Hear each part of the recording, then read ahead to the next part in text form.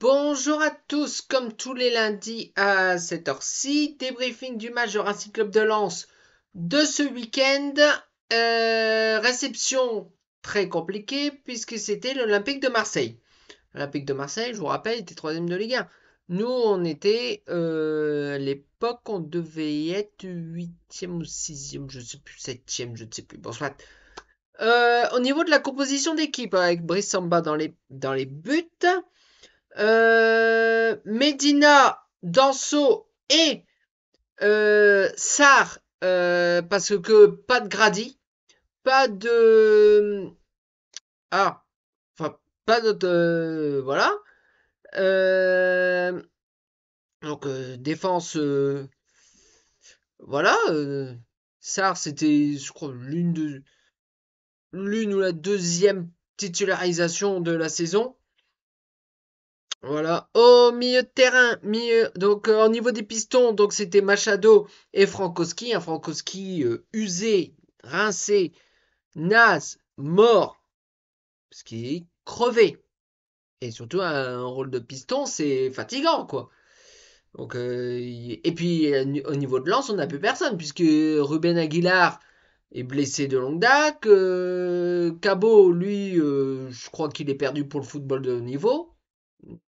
Voilà, parce que sa blessure revient toujours, revient toujours, revient toujours. Euh, alors qu'elle a été opérée, mais l'opération a été mal faite au niveau de son genou. Donc, je pense que pour lui, c'est le football de haut niveau et malheureusement terminé. Il va aller jusqu'au bout de son contrat à Lens, mais je crois que derrière, il devra partir. S'il veut continuer le football, on va partir en niveau amateur et voilà quoi. C'est malheureux parce que je trouve que c'était un sublime joueur, mais voilà. Et ensuite en milieu offensif, on va revenir. Adrien Thomasson associé à David Pereira da Costa, titulaire devant. Donc pas de, je sais pas dire comment c'était situé, parce que on a eu des changements un petit peu tactiques, tout ça. Et devant, donc c'était Enzola avec Sotoka. Qu'est-ce que j'ai pensé de cette composition? Quand j'ai vu la composition, j'étais content pour Roger Diran. J'étais content qu'il soit titulaire. Parce que voilà, ça fait longtemps que je le souhaitais. Par contre, David Pereira da Costa, il faut qu'il parte. Il faut qu'il parte cet été parce que c'est juste plus possible. Plus possible. Le petit prince de Bollard, il est devenu le petit... parce que c'est son surnom en fait du côté de Bollard, comme on l'appelle Sylvano quand il fait la composition, le petit prince de Bollard. Le petit prince, il est tombé. Voilà, il y a eu la révolution, hein, parce que le petit prince il est parti. Hein, il n'y a plus de petit prince. Hein, il n'y a plus qu'un joueur lambda qui a énormément, énormément de mal. Ensuite, Sotoka en devant, voilà, avec Enzola, c'est, ça a été une composition. Quand j'ai vu ça, j'ai dit contre Marseille, ça va faire mal. Ça va faire mal. Will Steele a tenté des choses, mais on dirait que Will Steele a un blocage. Parce que, en fait, il traîne comme un boulet le l'expérience, le résultat de Francaise. Donc essaye de faire du Francaise. Mais il faut qu'il fasse du Will Steele.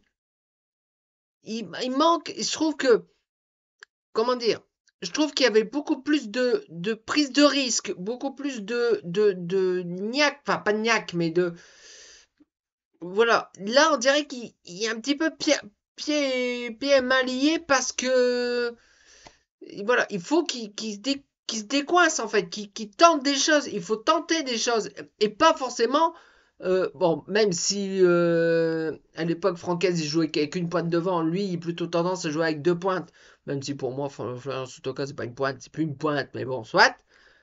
Mais et aussi parce qu'en fait Satriano il devait être avec, mais Satriano il s'est fait les croisés, donc bon, voilà quoi. Bon, quand j'ai vu cette composition, le match démarre de la meilleure des manières. Enfin, meilleure manière. Ça aurait pu être mieux.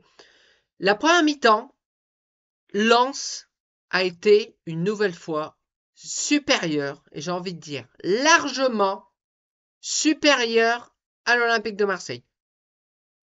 Lens a fait le jeu, Lens a eu la possession de balle, Lens a essayé de combiner, mais toujours ce problème de finition. Sotoka, ce n'est plus un attaquant. Enzola, j'adore Enzola, mais il y a eu un mal fou. Il n'était pas trouvé. Puis surtout, David Pereira da Costa.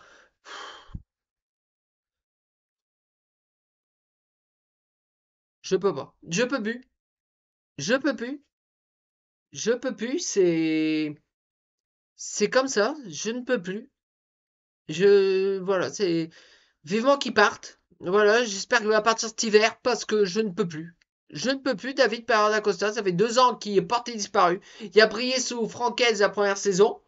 La saison dernière, encore sous Francaise, que ça a été plus compliqué qu'on a joué à la Ligue des Champions et tout ça. Même si c'était une sub-saison, on a fait la Champions League. C'était top. Même, bon, on a fait qu'un tour d'Europa League, mais voilà, ça a été comme ça, quoi. Mais je veux dire, on a connu. Mais par contre, David Pereira da Costa, c'est plus que le fantôme de lui-même, quoi. C'est non, non, il faut voilà, il faut plus que Will Steele, il faut que Will Steele fait du Will Steele, plus du Francaise. Francaise, c'est le passé. Ça fait voilà, c'est terminé. Francaise, ça a été notamment il y a 2 ans, c'était magique qu'on a été en Ligue des Champions, qu'on a fini deuxième derrière le PSG à 1 point. On va pas oublier, hein, on va revenir à l'année dernière. Hein, cet été-ci, mais l'été dernier. Souviens-toi de l'été dernier. On a fini deuxième à 1 point seulement du PSG. Quand on a fait la Ligue des Champions l'année dernière, tout ça, sous Francaise. Mais Francaise, c'est terminé. Francaise, aujourd'hui, il est du côté de la Côte d'Azur, du côté de Nice. C'est terminé. C'est terminé. C'est terminé. C'est comme ça. C'est fini. Et il est parti. Il est parti à Nice. Maintenant, on a Wistil qui a fait de très très très bonnes choses du côté de Reims. Parlons de Reims. J'anticipe tout de suite. La semaine prochaine, Lens va où? Lens va à Reims. T'as au retour de Will Steele à Reims, ça va être sympa. Et il faudra obtenir à tout prix un résultat. Bon, on va continuer. Donc, cette première mi-temps, Lens a maîtrisé. Lens, mais toujours ce problème de finition, parce que je rebondis un peu n'importe comment, mais c'est pas grave. Euh, voilà, malheureusement, on n'a pas réussi à convertir nos occasions. Alors même je sais même pas, j'ai pas la stat bah en fait si, j'ai la stat devant moi de tir cadré. Lens a cadré 7 fois. À en croire parce que j'ai l'équipe sous les yeux, il a cadré 7 fois. Il a cadré 7 fois. Et, allez, on va rebondir. Marseille 4 fois. Marseille 4 fois. Donc la mi-temps 0-0. On se dit, c'est tellement. La tactique de Will Steele, j'adore. Mais elle est ultra énergivore. Ultra énergivore. Ça veut dire qu'en deuxième mi-temps, on n'est plus capable de rien. Et là, ça a été. En deuxième mi-temps, on n'a plus été devant. Enfin, si. Mais on a pu maîtriser, dominer le jeu. Et Marseille est sorti de sa carapace. Marseille a fait le jeu de cette seconde période. Et tout de suite, à tel point que j'ai même pas vu le premier but. Voilà, tout de suite à la reprise au bout de 4 minutes, je suis un petit peu arrivé en retard à la pause. 49e minute, c'est Rongier sur une passe de Mopé qui peut tromper Brissamba. Brissamba, est-ce qu'il est un peu fautif là-dessus? Je pense que ouais. Je pense que Brissamba, ça n'a pas été. J'adore Brissamba. Brissamba, c'est. Je crois que ça a été l'un des pires matchs de Brissamba depuis qu'il est arrivé à Lens. Voilà, c'est. Donc Marseille mène 1-0 dès la 40. Je regarde 49e minute de jeu. Lens donc perdait à 0. Mais c'est Lens, on peut même pas dire que Lens essayait d'aller de l'avant. Essayez. Mais la défense, tout de suite. Pourtant, c'était une défense à 3 qui pouvait être à 5. C'était la même tactique que nous. À peu de choses près, c'était la même tactique que nous. Que faisait Deserbi du côté de Marseille. Quasiment la même tactique que nous. Je dirais même la même tactique que nous. Mais bon. Nos joueurs, je les adore. Je les adore, mais niveau talent, on est monté un petit peu d'un cran. Même si Marseille a été perdre contre Auxerre. Hein. Nous, je sais même plus, nous on les a joués. Non, on les a pas encore joués, Auxerre. Voilà. Et donc, Marseille a dominé cette seconde période et ça a continué. Et jusqu'à la 57e minute, un nouveau but. Luis Enrique, la défense est battue. Le Bressamba aux fraises. Voilà, sur une passe encore une fois de Mopé. C'est. Voilà, Lens perd 2-0 logiquement. Parce que même si vous me suivez sur Twitter X, quoi, enfin, Twitter, quoi, tout le monde comprend. J'ai dû mettre un tweet. D'ailleurs, je vais mettre mes réseaux en dessous. Euh, voilà, c'était criant que c'est Marseille qui allait mettre le deuxième but. On était incapable de rien. Incapable de rien. Donc, il y a eu des changements. Alors, je regardais un petit peu les timings. Donc, ouais, 69e, Will Steele fait des changements. Il fait rentrer. Donc, je regarde un petit peu les timers. Déjà, la 58e, il sort Adrien Thomasson. Que je trouve, bon, Thomasson, c'est un peu compliqué, mais je trouve qu'il a fait son match. Ça n'a pas du tout été le pire Lensois du match. Parce que derrière, dans l'équipe, j'ai une note de l'équipe, Thomasson a eu la moyenne. Il y a eu la même note, par exemple, qu'un Danso, voilà, en défense. Il y a eu 5, il y a eu la moyenne. Euh, je vous ai dit, là, les deux seules notes de l'équipe au-dessus de la moyenne, hein, pour Lens, du côté Lensois. Donc Lens perd 2-0 je regarde le timer, je ne l'ai plus, 57e minute. On se dit, où est-ce que ça va aller? Puis après Marseille, il y a eu des... Voilà, 2-0. Voilà.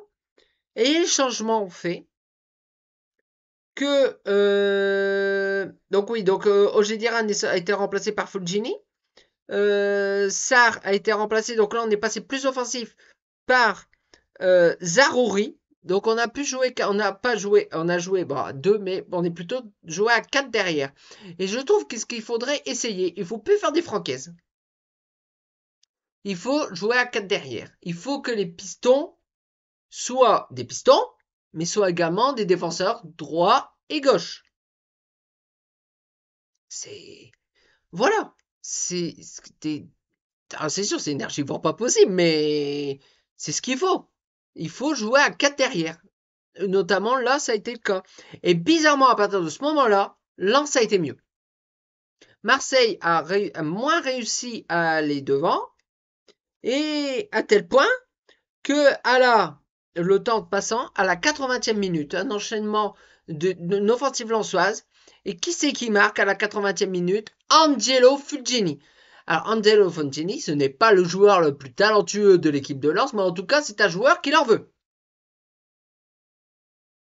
Qui en veut. C'est sérieux. C'est un petit peu, à toute proportion gardée, c'est un niveau niaque, enfin niveau envie, c'est, je pense, enfin, est-ce que je peux le comparer à Sotoka? C'est pas le même poste. Mais je trouve que voilà, et son entrée a fait du bien. Et il a été positionné, je pense, il était derrière plutôt Zarouri, il était mis au terrain, il tournait autour de Zarouri, voilà, et puis on a donc réduit la marque à 2-1. C'était inespéré. Et par la suite, le match avançant, Lens, après avoir marqué, était plutôt euphorique. Et encore une offensive lensoise. On est à la 86e, 6e, 5e, bon, quelque chose comme ça. 85e minute, une offensive lensoise et un enchaînement. Et qui c'est qui... Donc, un ballon récupéré un petit peu, comment dire, virulent, par virulence, c'est un petit peu dur. Donc par je ne sais même plus qui, à l'époque, à ce moment-là, un défenseur central, sûrement, peut-être pas un Sarr parce qu'il était sorti, mais peut-être un Medina qui a été un petit peu virulent dessus.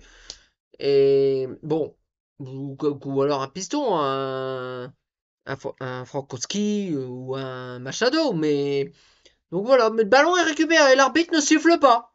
Donc, taillot devant.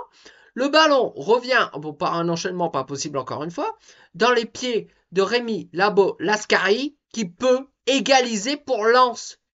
2 buts partout. On était heureux. Parce que vu le scénario du match, on était plus qu'heureux. Puis, l'arbitre. Voilà. But. Voilà, très bien. 2-2, on était content, on était heureux. Puis tout d'un coup, il y a quelque chose que je déteste. Alors que j'étais pour à l'origine. Petite oreillette. Et ouais. Et ça m'énerve. Ça m'énerve parce que soit ils réagissent tout de suite, soit qu'ils laissent pas l'occasion se terminer qu'il y a un but à l'arrivée. Parce que oui, ils reviennent à la faute qu'il y a eu de, je sais plus qui, à l'entrée de la surface. Donc, voilà, ils ont regardé plusieurs fois les enchaînements, tout ça. Mais franchement, quand il y a eu la VAR, on s'est dit, c'est pas bon. Donc le but a été annulé. Mais le pire, c'est la logique. Mais en tout cas, j'avais une haine contre l'arbitre. Alors je ne sais plus qui c'était. Qui était l'arbitre? Tu regardes, attendez, j'en cherche l'info. Je cherche l'info. Parce que j'ai l'équipe, mais j'ai pas. Bon, je l'ai pas là-dessus. Bon, je regarde. Non, je l'ai pas. Je trouve pas. Bon, bref. L'arbitre du match. Si vous savez, dites-le moi en commentaire parce que je sais plus. Une belle saleté, mais bon, c'est comme ça, c'est le jeu.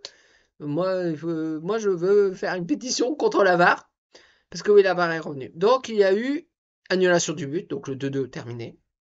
C'est ce qui s'appelle un ascenseur associationnel. Donc, on a descendu d'un étage, mais on a fini encore plus bas. Pourquoi? Parce que la faute qu'il y a eu, eh ben, il y a eu coup franc. Il y a eu coup franc et comment dire, le coup franc assez près. Et Brice Samba place son mur. Et Brice Samba complètement un truc. Il y avait une ouvert. C'était ouvert d'un côté. Holberg, je sais plus comment on dit. Il, il a tiré ce coup franc, alors parfaitement, il l'a mis au fond. Donc Lens, qui espérait, qui croyait égaliser à 2-2, Lens prend ce troisième but. Et Lens perd donc ce match 3-1. Ça a été un ascenseur ascensionnel. Je vous parle même pas. Je me souviens pas d'un ascenseur ascensionnel aussi brutal que celui-là. Au niveau de Lens. Dites-le moi en commentaire s'il y en a eu un pareil. Mais ça me dit rien. Ça me dit rien. Un ascenseur ascensionnel aussi brutal. On est passé du 50e étage à 0. Même à moins 30. Mais je vous parle même pas, quoi. Lens perd donc ce match 3-1.